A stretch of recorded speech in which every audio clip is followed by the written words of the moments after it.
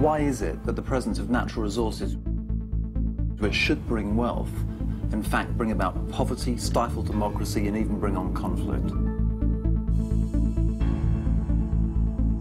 You're talking about a worker dying every 3 weeks, and you're talking about serious injuries every single day.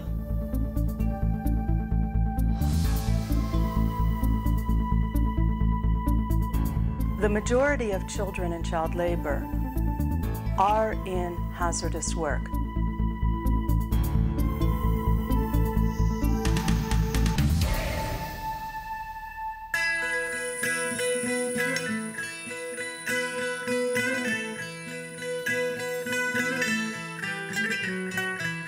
The constant pain, endless suffering, raw exploitation, and ruthless injustice are indelibly etched across their faces. At this very moment, millions of people are clinging to a rung of the labor ladder that is barely north of slavery. They live without hope, without dreams, every minute consumed with keeping themselves and their families fed, working 15 hours in the fragile hope of making it through 24. The hell these workers call home remains in the shadows, concealed from consumers in affluent societies, easily dismissed in a world dominated by mass media and blinded by materialism. Horrific abuses folded neatly under wraps by an economic system that rewards those avaricious few at the top and feels no remorse for the multitudes of victims below they have sentenced to a life of servitude. While hidden from our view, the sad truth is millions of men and women risk their lives every day simply by going to work. The most heartbreaking figures are the children, who will not only have their childhood kidnapped, but who will quite literally pay the ransom with both life and limb. If globalization has proven anything, it's that the battle for economic justice is never ending. Today, the battle to establish labor rights and protect basic human rights is being waged close to home and on distant shores, as men and women, ready to risk everything, are fighting for their rights. Far too many have paid the ultimate price. Far too many corporate crimes have been buried in shallow graves alongside the bodies of our brave brothers and sisters. But corporate greed and exploitation targets more than workers. It runs roughshod over the human rights of millions, ravaging the environment, spreading disease, and destroying the lives of men, women, and children alike. Nowhere has the devastation been worse. Nowhere has a corporation robbed the people of their natural wealth and jeopardized their health any more brutally than in Ecuador. Today, in an Amazon rainforest region of northeastern Ecuador called the Oriente, tens of thousands of men, women, and children are surrounded on all sides by widespread oil contamination. The soil polluted, the water poisoned. Over nearly 25 years in Ecuador, American oil giant Chevron, in the form of its predecessor company, Texaco, engaged in reckless pump and dump oil operations that ravaged thousands of square miles of once pristine Amazon rainforest. To increase its profit margin by a few dollars per barrel of oil, the company cut corners and used a populated rainforest ecosystem as its toxic dumping grounds. The result? Tens of thousands of people who live in what was once a paradise on Earth now face a horrific epidemic of cancer, birth defects, miscarriages, and other oil-related illness. And the indigenous peoples who've lived off the bounty of the rainforest for countless generations now struggle for survival. Against all odds, these communities have tirelessly fought for justice, and finally, after nearly 18 years of legal battles, they have scored a landmark victory. In February of 2011, an Ecuadorian court found Chevron guilty of massive contamination and ordered the company to pay $9.5 billion for environmental cleanup and clean water and healthcare facilities for affected communities.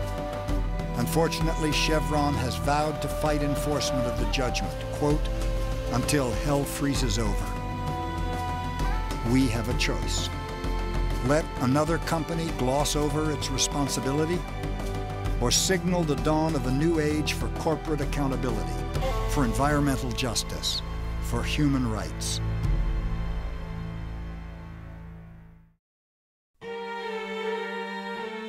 The cutthroat competition to attract foreign investment has led poor and developing nations around the world to challenge each other in a race to the bottom, where ignoring safety standards, suppressing wages, and eliminating workers' rights are the entry fee. Nowhere is this race to the bottom easier to spot than on the seacoast of Bangladesh. You can actually see the ships that have been run up on the beaches from space. Workers cutting gigantic metal plates off the sides. They fall into the sea. They fall into the sand. There are groups of workers, mostly children, called loaders, who hoist those big sheets up on their shoulders and move them all day. These sheets weigh tons. They're so heavy that in order to move them at all, everyone has to step in unison. So they have a chanter, a boy that holds on to the back of the metal sheet and chants a cadence to keep everybody in step, in unison. One misstep and you could be crushed. They're walking through broken glass and metal, barefoot or in flip-flops. Sparks and debris flying everywhere. They have no safety gear, no hard hats, no visors. They have baseball caps and sunglasses. But as inhumane as these conditions are, it actually gets worse. When cutting a ship into pieces, it is common to open a chamber filled with gas fumes. And injuries and death from these explosions are very common. The government doesn't document anything. The ship owners don't document anything. They don't document or investigate the killings. They just throw them back into their villages. In some cases, we've heard they've thrown the dead bodies into the water. If this isn't slavery, then what is? But even in this hell, hope is fueling the human spirit. These are the poorest workers in the bottom of the global economy with the worst jobs. If they stand up and seize their rights and fight for their rights, this is going to be a shot heard around the world. For the past several years, Charlie Kernighan and the Institute for Global Labor and Human Rights have been helping these men form a union. After 30 years of torture and murder, the workers are standing up and saying, we want a union and we want to be treated like human beings. They're risking their lives to do this. And the reason they're doing it is because they believe now, maybe for the first time, they will get solidarity and hope from unions around the world. And if that happens, they're going to win.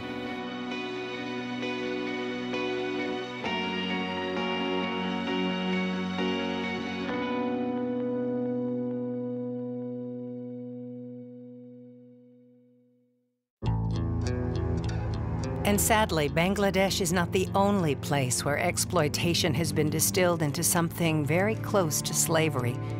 Almost half the world's cocoa comes from West Africa, from Ghana and Côte d'Ivoire.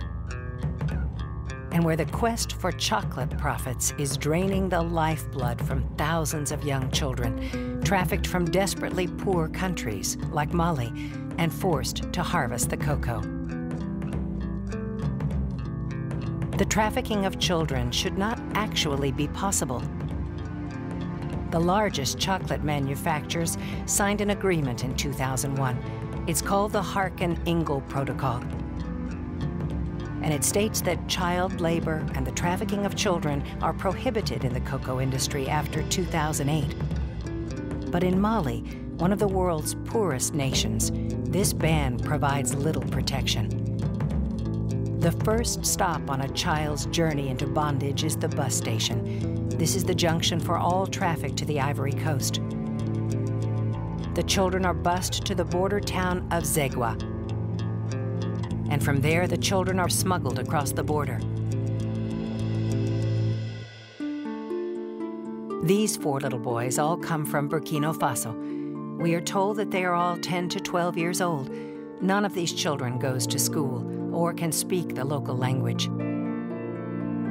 A child from Burkina Faso can be purchased for 230 euros, and that's without haggling. The price includes delivery and indefinite use of the child. Most children never get paid.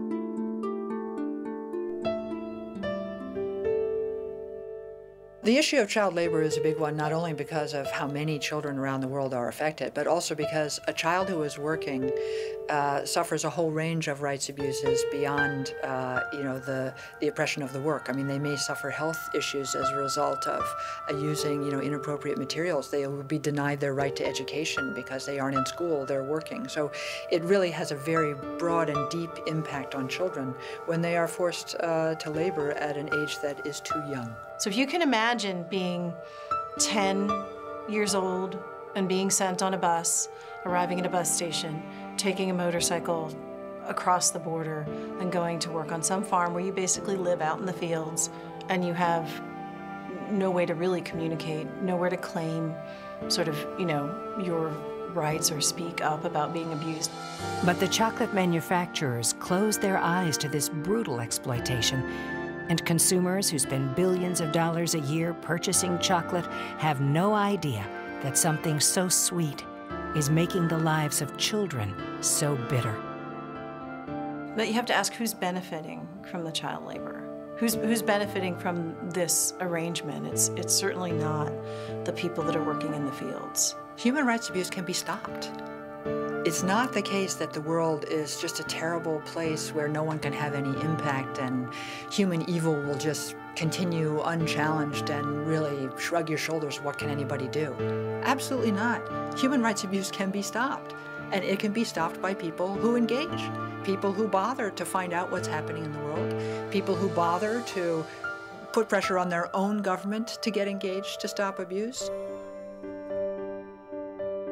So the question is, what can individuals do to stop this tidal wave of exploitation that is drowning the hopes and dreams of millions of children? What can we do to protect their future?